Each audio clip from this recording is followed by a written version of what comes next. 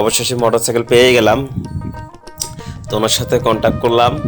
আমাদেরকে ওনাদের যে গ্রামটা আছে, ইন্ডিয়ার যে বর্ডারের সাথে যে গ্রাম, এটা হচ্ছে আপনার চরমাচার যে গ্রামটা, আমাদেরকে ঘুরে দেখাবে এবং ইন্ডিয়ার বর্ডারের কাছে নিয়ে যাবে।